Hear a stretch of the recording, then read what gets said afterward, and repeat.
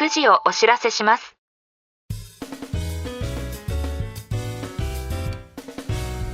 This program is Whiskey Radio, Drama FM. 時刻は午後9時を回りました。金曜日の夜のウイスキーラジオドラマ FM のお時間です。お相手はナビゲーターのシーカーでお送りします。この番組ではウイスキーニュースをはじめ、バーで見かけたら一度召し上がっていただきたいウイスキーをご紹介していきます。ぜひお酒を飲みながらどうぞ最後までお付き合いください。コメントをいただきました。ありがとうございます。これは山賀ピーテッドへのコメントですね。ボトルとカートンデザインまでエレガントって言葉が似合うウイスキーを初手からリリースしてくるとは、山賀蒸留所の今後が楽しみですね。おっしゃる通りですね。山賀蒸留所のように蒸留所独自のコンセプトが早い段階で固まっているウイスキーは、ライバルの多いジャパニーズウイスキーではユニークなポジションを取りやすく、長く親しまれる蒸留所になってくれる期待が持てます。本当に楽しみな蒸留所の一つです。続いて前回のメリーパークファームへのコメントですね。いつも楽しみにしています。ある意味コスパ最強ですね。買いそびれました。あちこち探しているのですが見つかりません。メリーパークファームの生産数は日本市場限定で1752本です。一般的なオンラインショップではすでに品切れや再入荷待ちの表示になっており、おっしゃる通り入手はかなり難しくなっています。2026年7月の発売から間もないですが、多くの主販店で即日から数週間で売り切れてしまいました。実店舗のウイスキー専門店やローカルな主販店であれば店頭に並んでいることがあるかもしれません。見つかるといいですね。それでは海外ニュースをお届けしたいと思います。アメリカケンタッキー州のバーズタウンバーボンカンパニーが人気シリーズコラボレイティブシリーズの最新作としてスコットランドのジュラ蒸留所の樽を使用したロッホ・オブ・ジュラバレルフィニッシュウイスキーを発表しました。バーズタウンは近年国内外の蒸留所やワイナリーとのコラボレーションを積極的に行っており、異なる文化や熟成環境を取り入れたフィニッシュシリーズで高い評価を得ています。今回選ばれたパートナーはスコットランド西海岸のジュラ島で作られるシングルモルトスコッチジュラです。ジュラ島はアイラ島のすぐ隣に位置しながらも、アイラ島ほど強いピートキャラクターではなく、穏やかなスモークや海風を感じさせるモルトで知られています。今回のボトルはそうしたジュラの個性をケンタッキーとインディアナの熟成原種に重ね合わせることを目的に開発されました。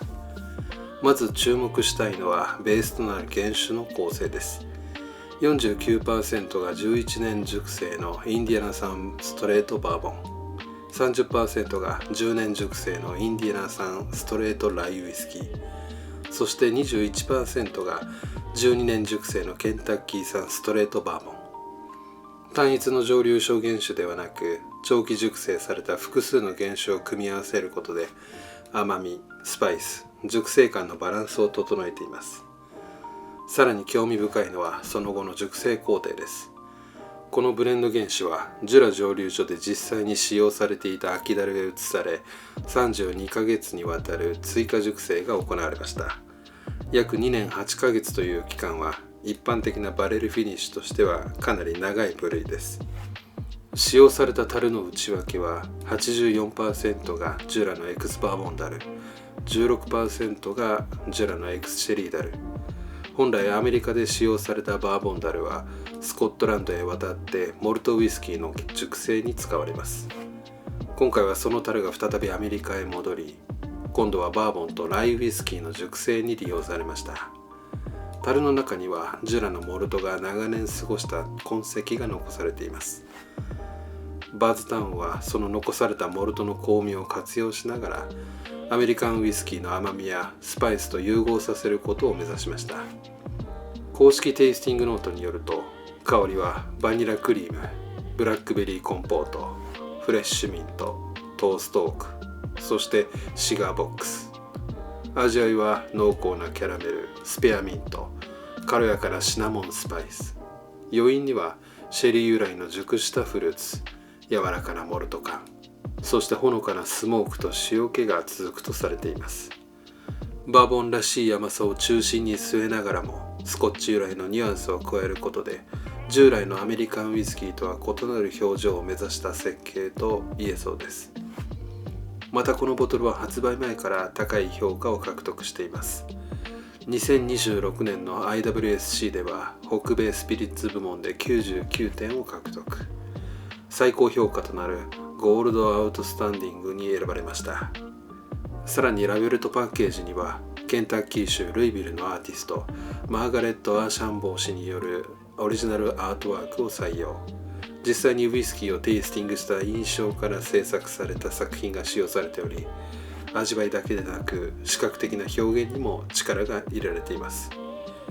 アルコール度数は 52%、 希望小売価格は約140ドル。2026年8月21日よりアメリカ国内で数量限定発売となっています。近年はスコッチがラムダルやワインダルを活用するだけでなく、アメリカンウイスキー側も積極的に海外の樽文化を取り入れる動きが広がっています。今回のロッホーブジュラは単なる樽違いの限定品というよりも、アメリカとスコットランド2つのウイスキー文化の接点を1つのボトルで表現したリリースとして注目を集めそうです。動画の概要欄に公式サイトのリンクを貼っておきますので、気になる方はぜひチェックしてみてください。ドラマ FM では皆さんからのお便りを募集しています。いただいた内容は番組内でご紹介させていただきますので、おすすめのウイスキーや素敵なバーのご紹介などをコメント欄にお寄せください。感想や質問も大丈夫です。たくさんのお便りをお待ちしています。それでは今日のゲストなんですけども、この番組ではゲストと称しまして、私が購入したウイスキーを皆さんにご紹介したいと思います。本日はプロキシモスピリッツからザ・セグストン11年です。プロキシモスピリッツは米国ニュージャージー州ジャージーシティに本社を置く大手グローバル蒸留酒メーカーディストリビューターです。2007年に世界ナンバーワンの販売量を誇るテキーラブランドホセクエルボで知られるベックマン一族によって設立されました。2013年にディアジオ社からホセクエルボの米国販売権及び北アイルランドのブッシュミルズ蒸留所を取得し、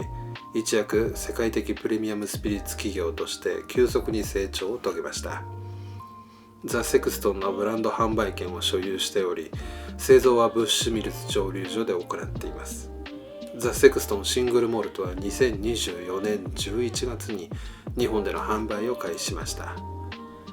ザ・セクストン11年はオロロソシェリーダルで11年以上熟成されたブランド初の熟成年数表記付きとなる免税店限定のアイリッシュウイスキーで、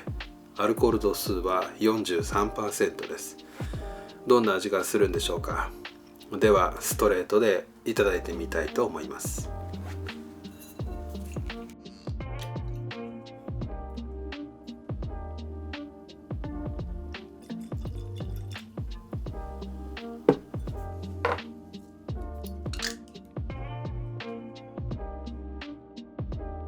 はい、注ぎ終わりました。色味は赤みを帯びたブラウンですね。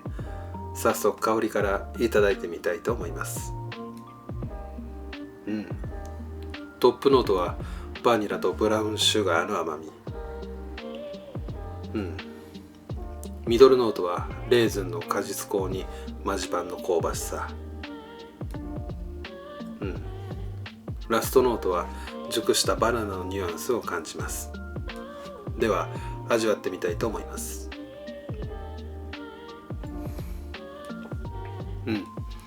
口当たりは滑らかでボディはミディア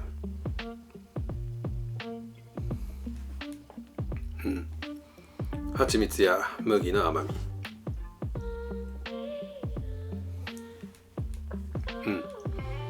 プラムやデーツのドライフルーツ。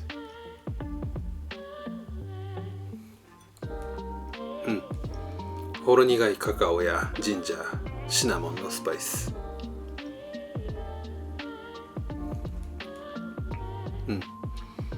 フィニッシュはフルーツケーキにキャラメルの甘み。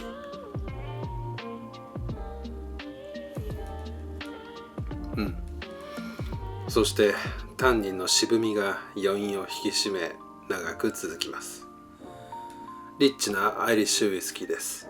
軽やかで飲みやすいというイメージを覆すどっしりとしたシェリーダル熟成のウイスキーでした。ケーキのような甘み、ドライフルーツの果実味、穏やかなスパイスにタンニンの渋み、それらがバランスよく広がります。素晴らしいウイスキーです。今回はストレートでしたが、飲み方は選ばず楽しめそうです。もしバーで見かけることがありましたら、ぜひ召し上がってみてはいかがでしょうか。そろそろお時間となりました。次回のゲストはオールドモントリオール蒸留所からカリブクロッシングをご紹介したいと思います。このラジオが気に入っていただけましたら、コメント、高評価、チャンネル登録をよろしくお願いします。それでは良い週末を。お相手はシーカーでした。